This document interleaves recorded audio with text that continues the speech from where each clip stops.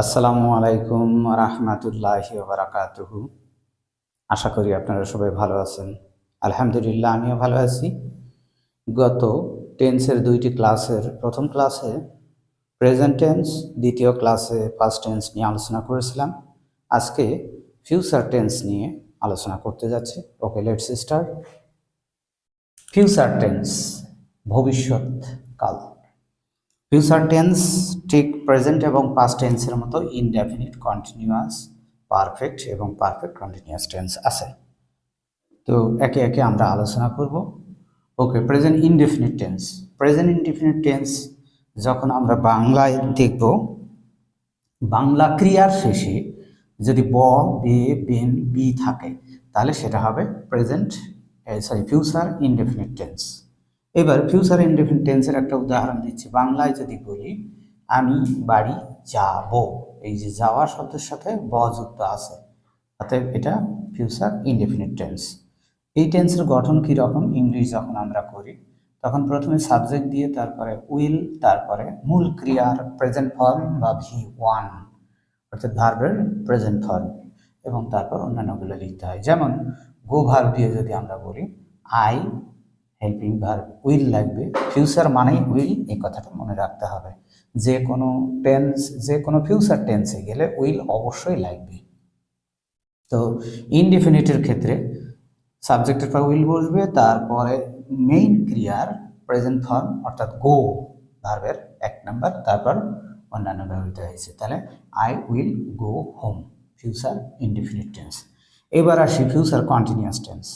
Future continuous tense এখানে ভবিষ্যতে কোনো কাজ চলিতে থাকিবে এই রকম অবস্থা বোঝায় ফিউচার কন্টিনিউয়াস টেন্সে।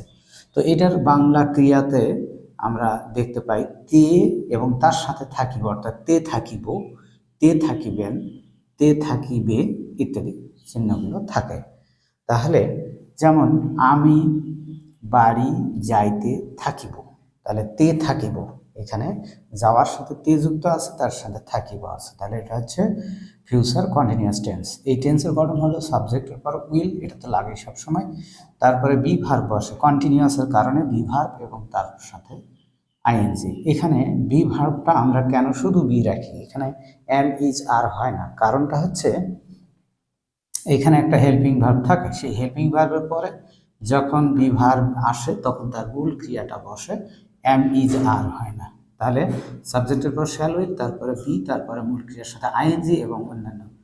এখানে আমি বাড়ি যাইতে থাকিব, আই উইল, তারপরে মূল ক্রিয়া হচ্ছে যাওয়া, সরি তার আগে হচ্ছে বি ভার্ব, তারপরে মূল ক্রিয়া যাওয়া, যাওয়ার সাথে গো ভার্বের সাথে ING going home, I will be going home. এটা হচ্ছে ফিউচার কন্টিনিউয়াস টেন্স। এবার আসি future perfect tense. Future perfect টেন্সের বাংলা ক্রিয়াতে যে চিহ্নগুলো থাকে আ থাকিব, অর্থাৎ করিয়া থাকিব, যেমন আ থাকিব, আ থাকিবে, আ থাকিবেন, তাহলে আমি কাজটি করিয়া থাকিব এরকম। তাহলে আ থাকিব, আ থাকিবে, আ থাকিবেন।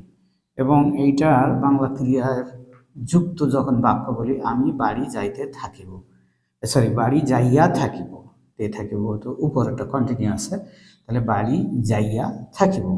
এখানে গঠন হচ্ছে সাবজেক্টের পর উইল বসে, তারপরে পারফেক্ট টেন্সের গঠন অনুযায়ী হ্যাভ আসে ফিউচারের জন্য উইল, এবং মূল ক্রিয়াটা যেটা বসে সেটা 3 নম্বর, তারপর অন্যান্য। যেমন আই উইল হ্যাভ, এখানে হ্যাভ সবসময় থাকবে, হ্যাজ থাকবে না কখনো। আই উইল হ্যাভ মূল ক্রিয়া 3 নম্বর, গো ভার্বের 3 number, I will go home, এখানে হচ্ছে অতিরিক্ত অংশ। তাহলে I will have gone home, তাহলে I will have gone home এখানে ফিউচার টেন্সের গঠন এবং উদাহরণ। তারপরে আসি ফিউচার পারফেক্ট কন্টিনিউয়াস। এবং ফিউচার পারফেক্ট কন্টিনিউয়াস মানে এখানে কন্টিনিউয়াস এবং পারফেক্ট দুটার গঠন। তো এইটা আমরা আগে বাংলায় দেখি, বাংলা ক্রিয়াতে কি থাকে? বাংলা ক্রিয়াতে কন্টিনিউয়াস টেন্সের যে গঠন সেটাই থাকবে, তে থাকিব, তে থাকিবে, তে থাকিবেন, এগুলো চিহ্ন থাকবে। কিন্তু পারফেক্টের জন্য এখানে যেটা থাকে সেটা হচ্ছে ধরিয়া যাবত। এটা আসলে তার নিজস্ব গঠনে আমরা গিয়ে দেখব যে পারফেক্টের গঠন আছে, কিন্তু এটাতে ধরিয়া যাবত কথাটা তার পারফেক্ট কন্টিনিউয়াসের নিজস্ব, অর্থাৎ ধরিয়া যাবত উল্লেখ থাকবে এটাতে। আচ্ছা, একটা বাংলা বাক্য বলি, আমি 10 মিনিট, এটা হচ্ছে সময়, আমি 10 মিনিট ধরিয়া, এখানে ধরিয়া যাবত যেটা উল্লেখ থাকে, আমি 10 মিনিট ধরিয়া, এখানে হচ্ছে সময় এবং ধরিয়া যাবত উল্লেখ থাকলো। তারপরে আসছে বাড়ি যাইতে থাকিব, এই যে তে থাকিব, এটা হচ্ছে কন্টিনিউয়াস টেন্সের গঠন অনুযায়ী। তো যাই হোক, এটার গঠনটা হচ্ছে সাবজেক্টের পর শ্যাল উইল যেটা থাকে, উইল থাকবে সবসময়, আমরা উইল সবসময় ব্যবহার করব। তারপরে পারফেক্টের গঠন অনুযায়ী এখানে হ্যাভ আসে পারফেক্টের গঠন অনুযায়ী, এবং হ্যাভের পর আমরা জানি যে মূল ক্রিয়া 3 নম্বর, এখানে বি ভার্ব যখন আসে বি ভার্বটা 3 নম্বর বিন হয়, তাহলে আই উইল হ্যাভ বিন, কিন্তু এটা যেহেতু বিনযুক্ত হচ্ছে, বি ভার্ব থাকছে, এই জন্য মূল ক্রিয়াটা যখন আসছে এর সাথে আইএনজি, অর্থাৎ গঠন অনুযায়ী সাবজেক্ট উইল হ্যাভ, তারপরে বিন, তারপরে ভার্বের সাথে আইএনজি, এটা হচ্ছে গঠনটা। আর এখানে যে জিনিসটা থাকছে সেটা হচ্ছে যে এই যে সময় যেটা থাকে, এই সময়ের জন্য যদি নির্দিষ্ট বোঝায় তাহলে সিন্স বসে, অনির্দিষ্ট বুঝালে ফর বসে, সে অনুযায়ী এখানে ফর সিন্স যেটাই থাক তারপরে এখানে টাইম যেটা থাকে সেটা ব্যবহার করতে হয়।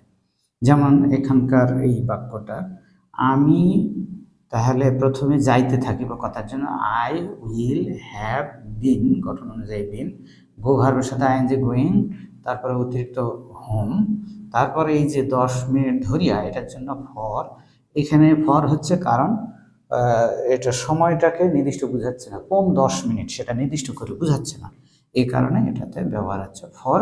তারপরে আসছে সময়টা 10 মিনিটস, এখানে সংক্ষিপ্তভাবে লিখছি MINUTS, মিনিটস, বহুবচন। তাহলে এইভাবে আমরা দেখতে পাচ্ছি যে ফিউচার পারফেক্ট কন্টিনিউয়াসের গঠন আছে।